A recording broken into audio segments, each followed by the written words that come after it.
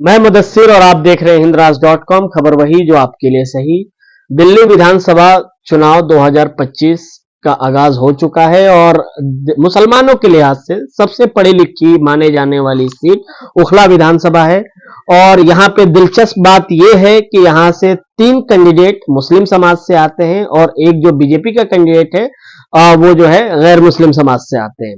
तो यहाँ पे एक सबसे बड़ा सवाल ये है कि अरीबा के साथ जो कांग्रेस ने टिकट दिया है, एक महिला सशक्तिकरण के नाम पे एक खेमा इस तरफ बन रहा है, क्योंकि उनके वालिद भी अभी जस्ट कुछ महीने पहले जेल से बाहर आए थे। और अभी जो दूसरे कैंडिडेट है, जो मौजूदा विधायक हैं, वो लगातार किसी ना किसी वजह से जेल में है, लेकिन वो 2 बार के यहाँ से विधायक हैं और इस बार आम आदमी पार्टी ने उनको फिर से एक बार भरोसा जताया है। और तीसरा जो है सफाउर रहमान साहब, जो सीएनआरसी की वजह से जेल में हैं और वो एमआईएम ने उन्हें टिकट दिया है। तो देखा जाए, जहां 60% मुस्लिम आबादी है, वोटर्स हैं, हालांकि आबादी इससे ज्यादा है, और पढ़े लिखे के हिसाब से दिल्ली का इकलौता विधानसभा है जो चर्चा में रहता है जामिया की वजह से।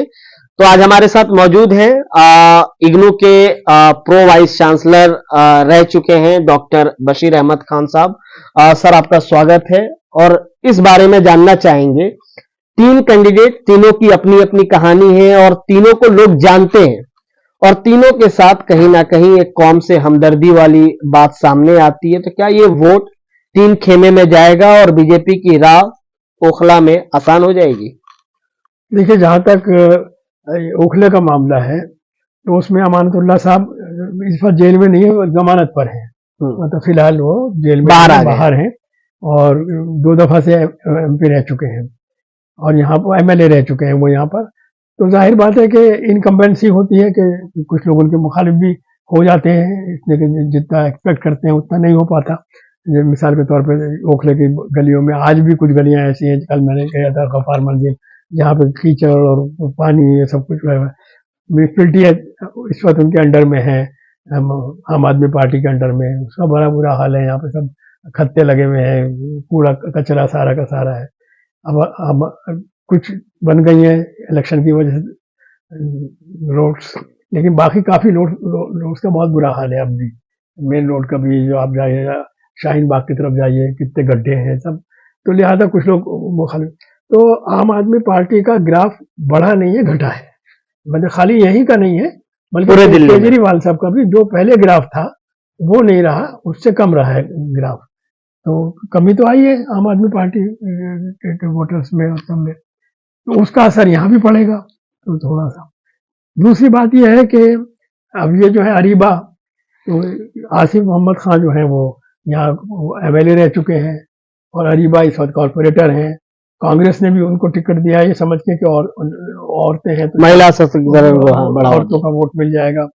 और तो जाहिर बात है कि उनका भी एक अपना असर तो है ही, इसलिए कि आसिफ मोहम्मद खान विधायक रह चुके हैं, कॉर्पोरेटर भी रह चुके हैं। और ये अरीबा का रिकॉर्ड अच्छा है, लोग तारीफ करते हैं कि जहाँ तक उसने काम किया है इसमें कॉर्पोरेटर इस वक्त हैं वो, तो उनका भी एक अच्छा वो है।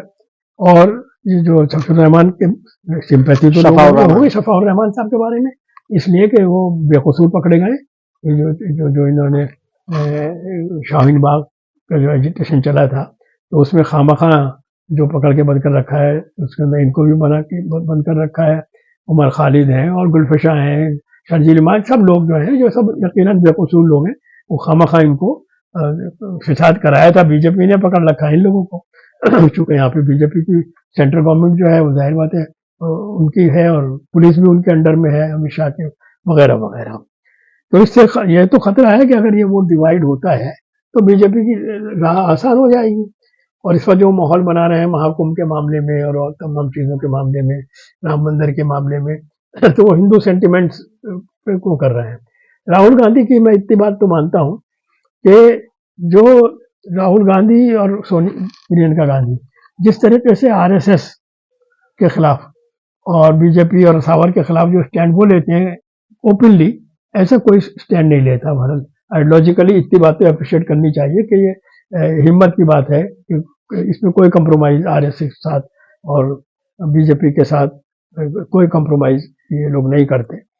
तो इससे कांग्रेस का इमेज थोड़ा बढ़ा है, इसमें भी कोई शक नहीं है कि दिल्ली के अंदर भी कांग्रेस का इमेज बढ़ा है।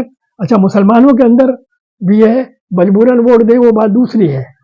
अमानतुल्लाह की वजह से वोट देंगे, केजरीवाल की वजह से तो मुसलमान वोट देंगे, इसलिए कि केजरीवाल साहब ने आज तक किसी मुसलमान मामले के अंदर कभी भी कोई ना स्टेटमेंट दिया है, न वो कभी उससे अपने को वो क्या पूरे सीए की लड़ाई लड़ी, और क्या कहते हैं इसकी एनआरसी की लड़ाई लड़ी, शाहीन बाग का मामला, इसमें केजरीवाल बिल्कुल नहीं बोले। और ताहिर हुसैन उनका कॉर्पोरेटर था, उसको गिरफ्तार किया तो उन्होंने फौरन उसे पार्टी से निकाल दिया। तबलीगी जमात को फंसाने वाले वही हैं। तबलीगी जमात के बारे में उन्होंने रोज जो बयान देते थे कि इतने आदमी जो है वो क्या कहते हैं मरकज के हैं, और इतने आदमी जो है वो क्या कहते हैं बाहर के हैं, तो उन्होंने पूरी तबलीग को बदनाम किया, हालांकि वो मदद मांगने गए थे। तो इस तरीके से जो उन्होंने काम किया है, और उनका जवाब जाहिर बात है कि वो प्रो आरएसएस तो हैं केजरीवाल, इसमें कोई शक नहीं है।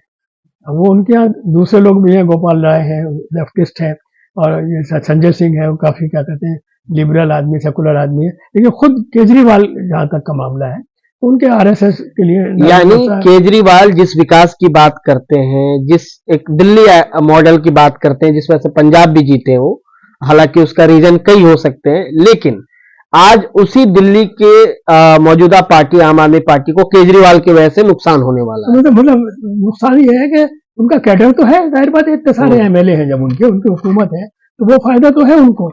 लेकिन दूसरी बात जो है वो जरा ओवर भी हो गए थे। मिसाल के तौर पर उनके दिमाग में ये हो गया था कि मैं प्राइम मिनिस्टर बन जाऊंगा। वो चूंकि IIT के पढ़े हुए हैं, तो समझते थे कि बस अब मैं वो बन जाऊंगा, प्राइम मिनिस्टर बन जाऊंगा, लोग मुझे मान लेंगे, तो कुछ ओवर भी हो गए। मिसाल के तौर पे एक डिसेंसी भी होती है सियासत में, हम लोग कितने मुखालिफ सही किसी के, लेकिन अब उन्होंने बहुत पीछा जो ले लिया कि जाहिल प्राइम मिनिस्टर है, इसे कोई पढ़ना लिखना नहीं आता, और लोग इससे लिखवा के ले जाते हैं, जो चाहे लिख के दे देते हैं लोग, और अपने को ये कि पढ़ा लिखा होना चाहिए, क्या कहते हैं आप प्राइम मिनिस्टर, तो वो उनको एक गलतफहमी हो गई थी कि मैं प्राइम मिनिस्टर का कैंडिडेट हो जाऊंगा। तो मुसलमानों के अंदर भी कांग्रेस के तहीं थोड़ा सा क्या कहते हैं हमदर्दी बढ़ी है, वो इस वजह से कि कम से कम इधर ये राहुल गांधी और प्रियंका गांधी ने मुसलमानों के मामला के अंदर, मतलब आप ये कहना चाह रहे हैं जो गैर मुस्लिम, जो पहले आम आदमी पार्टी को वोट करते थे, जो अब इस बार बीजेपी को नहीं करेंगे, वो कांग्रेस को कर सकते हैं, थोड़े बहुत कर सकते हैं। जो बीजेपी को नहीं करेंगे तो वो जो खिलाफ होंगे वो कर सकते हैं, जो आम आदमी के खिलाफ है, बीजेपी के भी खिलाफ है, तो कांग्रेस का भारत थोड़ा बहुत एक वो है, लेकिन वो कम है अभी फिलहाल।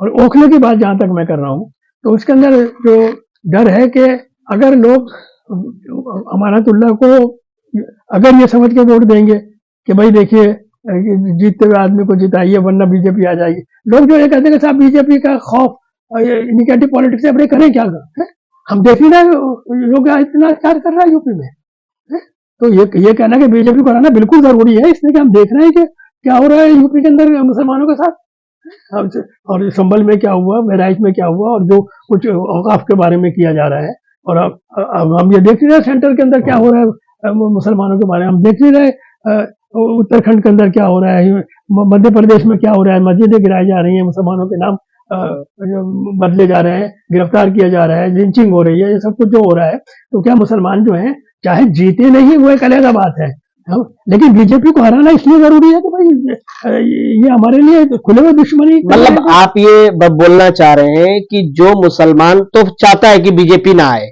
लेकिन जो गैर मुस्लिम्स हैं, जो बहुत सारे समाज के लोग हैं, वो जो इस नफरत के खिलाफ मुहिम छिड़े हुए हैं, अगर वो जिस पार्टी के साथ जाएंगे मुसलमान उसके साथ जाएगा। मतलब मुसलमान ये जरूर देखते हैं कि बीजेपी को कौन हरा सकता है।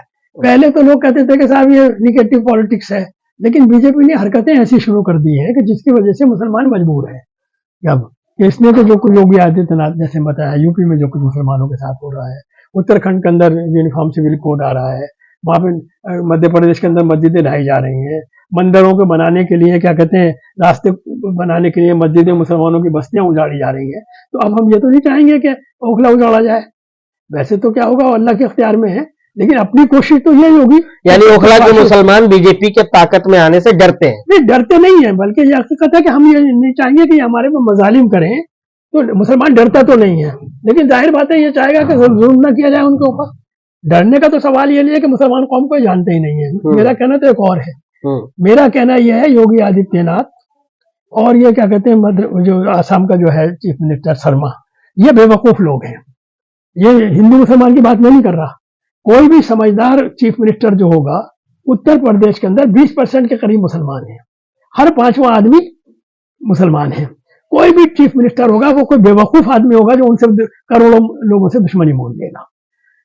अभी संभल के अंदर आपने इतनी फौज लगा दी, बहराइच में कर दी। अगर खुदा न करता ये आप उनके सीधे काम करोगे तो लॉ एंड ऑर्डर की सिचुएशन आ जाएगी बहुत ज्यादा, समझे साहब। और मैं इसमें एक चीज कोट करना चाहता हूँ कि अभी ये चौधरी जो है, जो ब्लैक एंड व्हाइट में बोलता है, तो जब वो इन्होंने इम्तियाज जलील ने औरंगाबाद से मार्च निकाली थी उसमें वहां तक के लिए, बंबई तक के लिए, तो इसने ये कहा था, मैंने खुद सुना था, तो उसने ब्लैक एंड व्हाइट में चौधरी ने ये कहा था कि भाई ऐसा है कि मुसलमानों ने ये दिखा दिया कि हम पुरअमन तरीके से जो हम कर सकते हैं मुजाहरा, तो नतीजा क्या हुआ कि सारा ट्रैफिक जाम हो गया, हुकूमत की सारी पुलिस फौज लगानी पड़ गई। तो इससे मुसलमानों ने पैगाम, उसके अल्फाज, इससे मुसलमानों ने पैगाम दिया कि हमें ज्यादा तंग ना करो, वरना अगर क्या कहते हैं अगर 1% मुसलमान भी सड़कों पर निकल आए तो हुकूमत के पास क्या कहते हैं इतनी पुलिस फौज नहीं है। तो ये कोई अक्लमंदी का काम नहीं कर रहा है, ये इस मुल्क के लिए नुकसानदेह कर रहे हैं। यूपी के लिए कब तक लोग जुल्म बर्दाश्त करेंगे? और आप कोई समझदार आदमी है, आप समझते हैं कि इलेक्शन तो आप जीत जाएंगे फर्क कीजिए, लेकिन बाद में लॉ एंड ऑर्डर पोजीशन खड़ी होगी, कैसे हो सकता है भाई ये? हमें तो एक बात और कहना है, डिस्ट्रिक्ट मजिस्ट्रेट मुसलमान क्यों नहीं है यूपी के अंदर, कोई एसएसपी क्यों नहीं है यूपी के अंदर? पुलिस के जरिए से जो कुछ आप करा रहे हैं, फूल बरसा रहे हैं उनके ऊपर, और मुसलमानों को नमाज पढ़ने के ऊपर क्या कहते हैं, आप पाबंदी लगाते हैं, अजान के ऊपर पाबंदी लगाते हैं आप। ये सब कुछ जो यूपी में हो रहा है, यानी यूपी में जो हो रहा है उस वजह से बीजेपी को यहाँ कोई दिल्ली में जैसे लोग पसंद नहीं करते। देखिए हम भी पसंद नहीं करते, बल्कि जो इंसाफ पसंद लोग होंगे जो इस मुल्क को चाहते होंगे कि तरक्की करे, लॉ एंड ऑर्डर प्रॉब्लम, वो भी पसंद नहीं करेंगे। लेकिन एक सवाल फिर यहाँ पे आता है ना कि जो क्योंकि हम ओखला विधानसभा पे बात कर रहे हैं, जैसे मैंने कहा था आसाम के अंदर खुद आसाम का चीफ मिनिस्टर ये कह रहा है कि 40% मुसलमान है, तो कोई पागल चीफ मिनिस्टर होगा जो 50 अपनी आबादी के 40% लोगों से दुश्मनी मोल लेगा। लॉन्ग रन में ये चीजें चलने वाली नहीं है, इससे नुकसान होता है। और बल्कि तंग नजरी से एक नुकसान ये होता है, तारीख से सबक सीखना चाहिए। एक जमाने में, अंग्रेजों के जमाने में बंगाल की तकसीम हुई थी, जैसे ये हरियाणा बना, पंजाब हरियाणा, इसी तरीके से लोगों का कहना यह था कि ईस्ट बंगाल जो है वो तरक्की याफ्ता नहीं है, वो तरक्की कर जाए तो आप 2 सूबे बना दीजिए।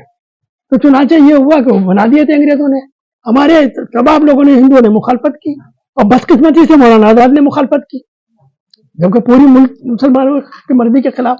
नतीजा ये वो खत्म हो गया, रिजल्ट क्या निकला, मुल्क बना, बंगाल के दो मुल्क बन गए। आपने उस पर मुखालफत लोग के खुश हो गए थे आपने कि हमने खत्म करा दिया, रिजल्ट क्या निकला, 2 मुल्क बन गए। तंग नजरी के नतीजे आखिर जाके खराब होते हैं। ये जो कुछ भी कर रहे हैं इन द लॉन्ग रन नुकसानदेह है, ये मुल्क के लिए नुकसानदेह है, लॉ एंड ऑर्डर प्रॉब्लम बनेगी। मुसलमान कब तक ये देखते हैं, मदनी मामले में नहीं है, तब तक जुल्म का शिकार होते रहेंगे। जुल्म नहीं, डिप्राइवेशन है हमारा, डिप्राइव किया जा रहा है हमको। मिसाल पुलिस है, ये पुलिस हमारे खिलाफ किस लिए इस्तेमाल होती है साहब? क्या हम टैक्स नहीं देते उसके अंदर?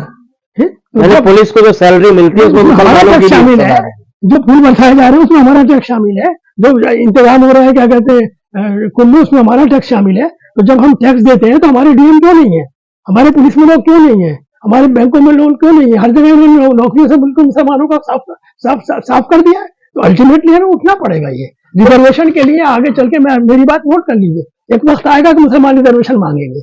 ये कहना कि साहब सुप्रीम कोर्ट ने कह दिया, सुप्रीम कोर्ट ने कहने के, सुप्रीम कोर्ट के retired chief justice Ranganath Mishra, उनकी रिपोर्ट ये है कि 15% रिजर्वेशन होना चाहिए, जिसमें 10% मुसलमानों का होना चाहिए।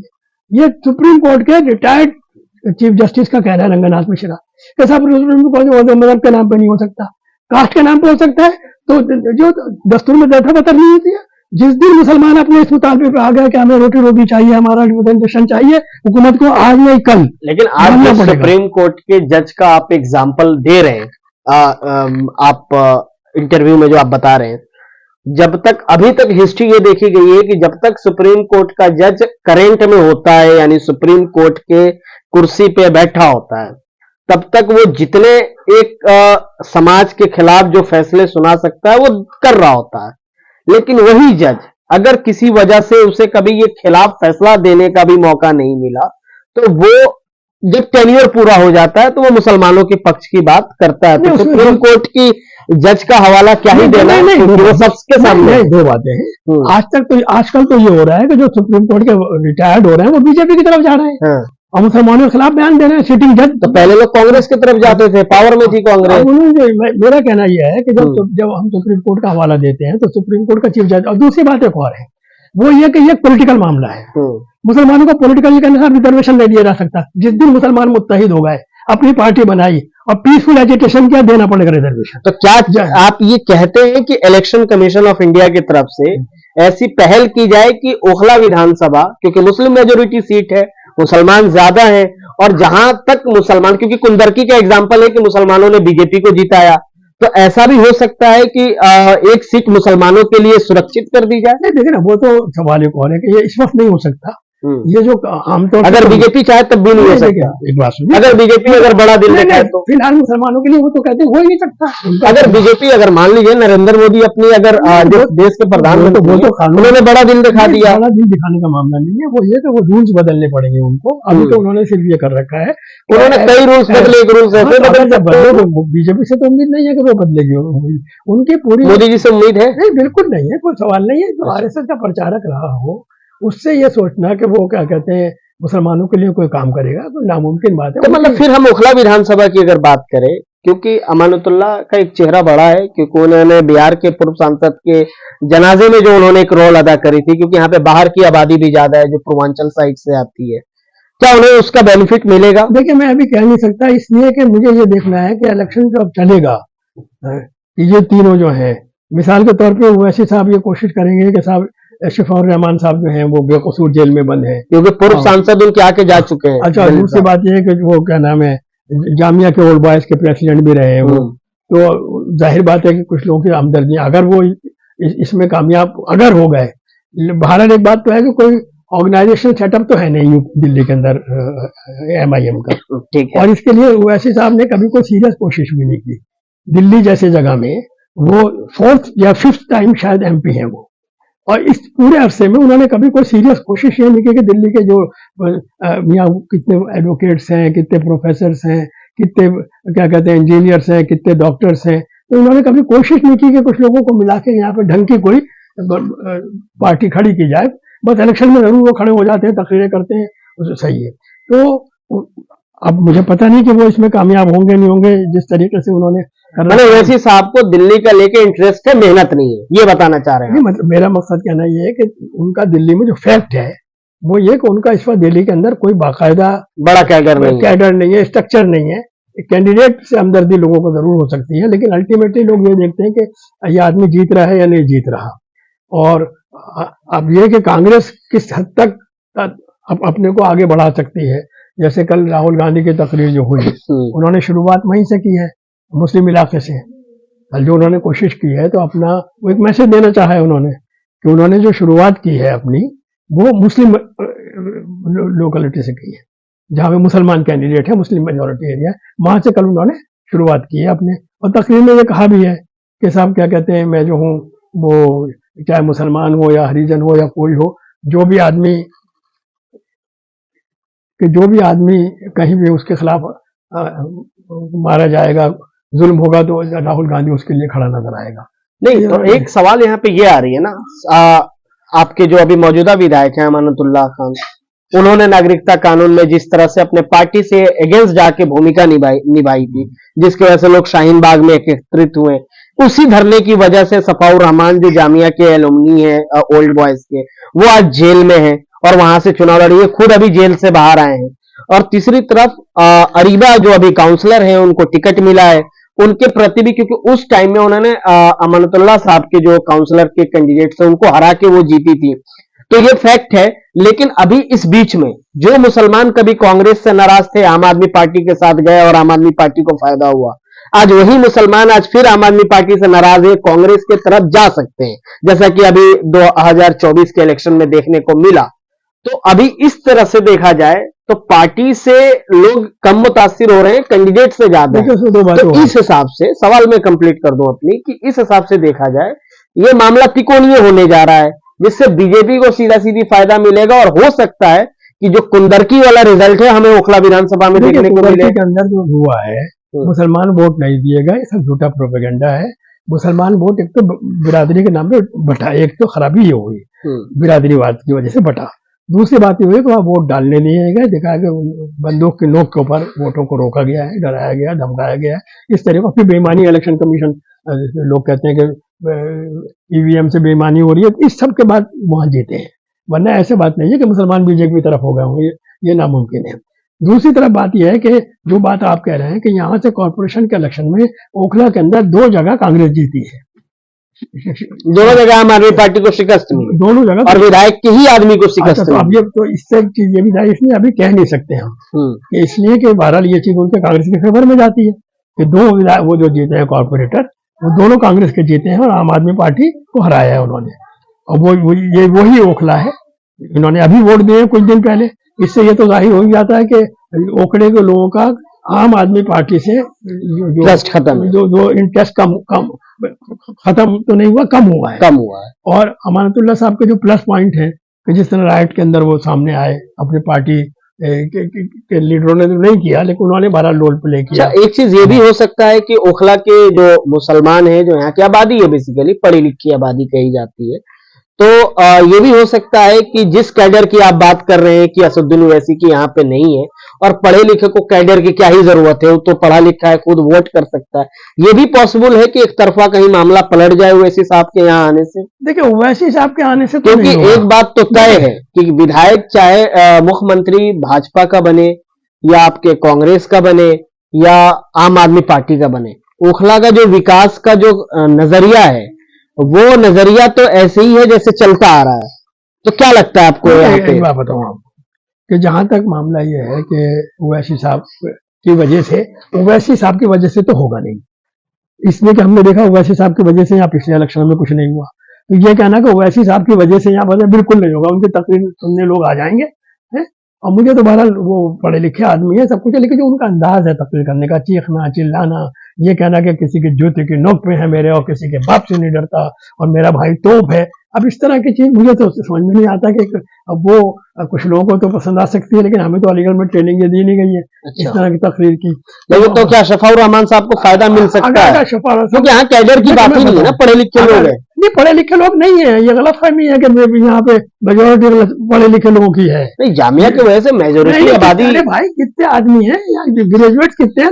सारे रेस्टोरेंट ही इसलिए चल रहे हैं क्योंकि यहाँ पे पढ़े लिखे लोगों का बसेरा है। नहीं, पढ़े लिखे लोगों की मेजोरिटी नहीं है, ये गलत ख्याल है। मुसलमानों की मेजोरिटी अब भी यहाँ, ग्रेजुएट कितने हैं जरा मालूम कीजिए, तो ग्रेजुएट आपको बहुत कम नजर आएंगे।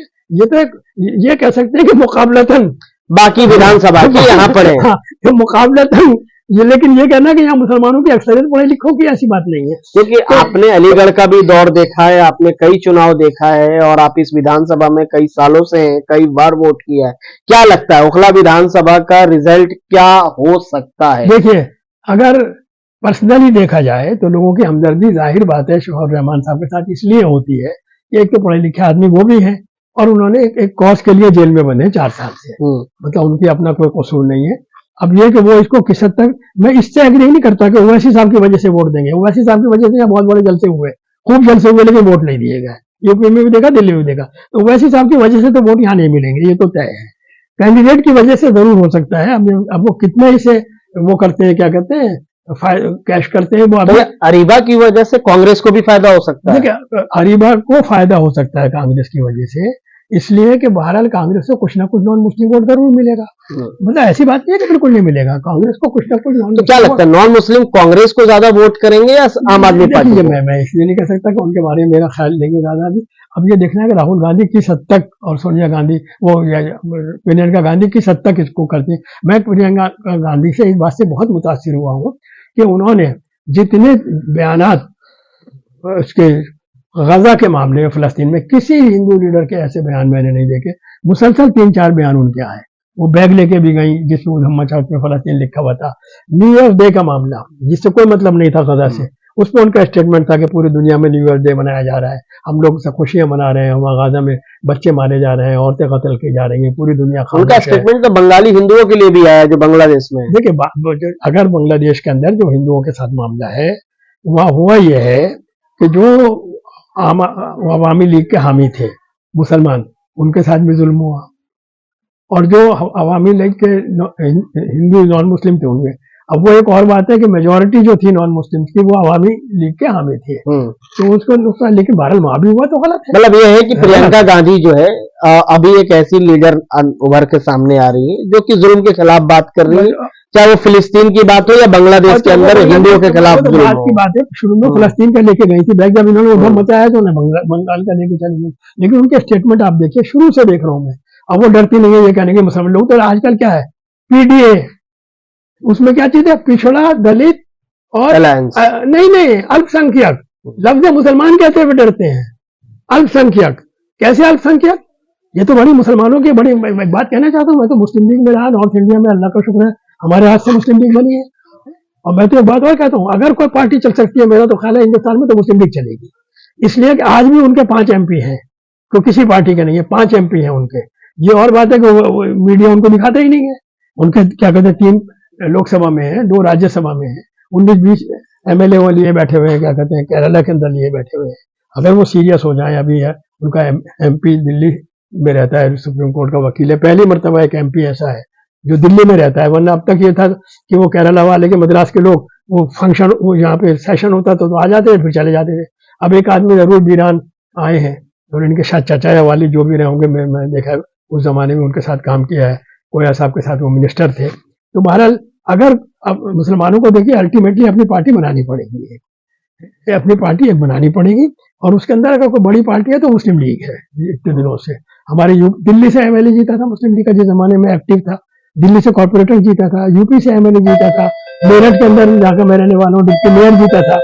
तो अगर चल सकती है कोई पार्टी, और मेरा ख्याल है अगर मजबूर होंगे मुसलमान कि अपनी पार्टी बनाए और बैठ करें। अच्छा, फिर एक बात और भी है, मुस्लिम लीग इसके एलाई है, इसमें क्या नाम है, इंडिया अलायंस में मुस्लिम लीग मेंबर है, इंडिया अलायंस के। ठीक है, लेकिन आम आदमी पार्टी भी थी, लेकिन दोनों यहाँ पे आके जो है अलग अलग चुनाव लड़ रहे हैं।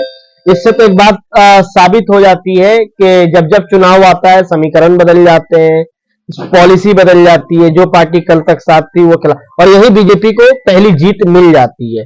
तो हमारे साथ थे बशीर साहब, डॉक्टर बशीर साहब, जो आज हम लोगों ने ओखला विधानसभा की इर्द गिर्द बात शुरू की थी, लेकिन हम सब एक दूसरे से कनेक्टेड है, इसलिए ये बात थोड़ी हिस्टोरिकली, प्रेजेंट और फ्यूचर के हिसाब से भी हो जाती है। तो बहरहाल आपको क्या लगता है, ओखला विधानसभा में किसको फायदा मिलने वाला है? कांग्रेस, जो कि एक कैंडिडेट महिला है, अरीबा, जो अभी मौजूदा काउंसलर भी है, 2 साल में उन्होंने काम भी कुछ किया है, जो अभी बात सामने आई, या फिर आम आदमी पार्टी के विधायक जो मौजूदा हैं, उन्होंने कई काम किए जिसकी वजह से वो जेल भी गए और अभी जेल से बाहर आए हैं, और या फिर शफाउर रहमान, जो जामिया जैसी यूनिवर्सिटी के ओल्ड बॉयज एसोसिएशन के एलुमनी हैं और CNRC के नागरिकता कानून में उन्होंने अपना प्रोटेस्ट की वजह से वो आज जेल में है। तो और MIM पार्टी से हैं, या फिर कुंदरकी वाला जो रिजल्ट है वो ओखला में देखने को मिलेगा कि वोट कोई किसी को करे, जीत एक पार्टी को हो जाएगी जो अभी सत्ता में है सेंट्रल में। तो आप बताइए कमेंट में आपको क्या लगता है, और सही बात बताइए ताकि सही बात लोगों तक सामने आए। आखिर में मैं बात कहना चाहता हूँ, जी बताइए। अभी बहुत मामला फ्लूइड है, हम कह नहीं सकते कि किधर क्या कहते हैं होगा, कि लोगों की हमदर्दियां सफर रहमान साहब के साथ हैं, इसलिए कि ये मतलब चुनाव एंड में जाके डिसाइड होगा कि एक्चुअल में होना क्या है, क्योंकि ओखला की ये बात भी है कि ये बटता नहीं है, चाहे कोई भी कैंडिडेट रहा हो किसी दौर में, जब वोटिंग होती है तो एक तरफा हो जाती है। किसके फेवर में जाता है? जैसे कांग्रेस में इस वक्त यह है कि मैंने जैसे बताया कि राहुल गांधी और वो जो है हमारे क्या कहते हैं सोनिया गांधी, वो RSS के खिलाफ मोर्चा लिए हुए हैं, जो अरविंद केजरीवाल नहीं ले पाए, और इनसे कोई उम्मीद नहीं होती रीजनल पार्टी से कि कब जाके ये बीजेपी से पैट कर ले। इसको हमने देखा है। कम से कम केजरीवाल का ये बयान बिल्कुल समझ में नहीं आता कि साहब कांग्रेस बीजेपी से मिली हुई है, ये उनका बयान। वो या तो लोगों को बेवकूफ समझते हैं कि कांग्रेस बीजेपी से मिल जाएगी, जो नामुमकिन है बिल्कुल। और जितना खुल के RSS के खिलाफ और बीजेपी के खिलाफ बोलना है, क्या कहते हैं, खास तौर से राहुल गांधी और प्रियंका गांधी, तो लिहाजा अभी फ्लूइड है, कुछ कह नहीं सकते कि क्या होगा। लेकिन हाँ, ये इसलिए नहीं कि हमको बीजेपी से डरते हैं, बल्कि ये कि बीजेपी जिस तरीके से फाशिस्ट फोर्सेस चल रहे हैं, और जिस तरीके से यूपी के अंदर और आपके मध्य प्रदेश में और उत्तराखंड के अंदर जिस तरह ये मुसलमानों के साथ मजालिम कर रहे हैं, वो आगे चल के खुद इस मुल्क के लिए नुकसानदेह होंगे, और लॉ एंड ऑर्डर प्रॉब्लम, यानी मुसलमान अपने लीडरशिप खुद हाथ में लेने की कोशिश करेगा। तो इंशाअल्लाह ताला मुझे उम्मीद है कि अभी कुछ कह नहीं सकते, लेकिन मुझे अल्लाह की जात से उम्मीद है कि यहाँ पर लोग समझदारी का फैसला लेंगे और उससे कुछ ना कुछ मुल्क को मिलत को फायदा होगा। ओखला विधानसभा के अपने कई मुद्दे हैं, सड़कें अच्छी नहीं हैं, पानी का मसला है, आज भी एमसीडी के पानी में नाला का पानी मिल के मिक्स आता है, और कहने को मुसलमानों का सबसे एक सेफ इलाका कहा जाता है कि जो एजुकेटेड भी होते हैं वो आके मतलब कई जगहों से आके यहाँ पे बस रहे हैं, लेकिन उसके बावजूद भी मुसलमानों के अपने जरूरी मुद्दे कुछ भी हो, लेकिन चुनाव के तरफ जब वो वोट करने जाते हैं वो तभी करते हैं जो आरएसएस और बीजेपी के खिलाफ होता है। ये एक बात सामने, और एक मौका बार बार बीजेपी दे भी देती है, क्योंकि बीजेपी भले वो सबका साथ, विश्वास और विकास की बात करती है, लेकिन जमीन पे वो वक्फ बोर्ड से कागज मांगे जाते हैं और एक एक इंच का हिसाब लिया जाएगा। तो जाहिर सी बात है मुसलमान अपने मूल मुद्दों को भूल के वो उनके खिलाफ ही चला जाएगा। तो आप देख रहे थे हिंदराज.com, खबर वही जो आपके लिए सही, और आप अपनी राय कमेंट में जरूर लिखें।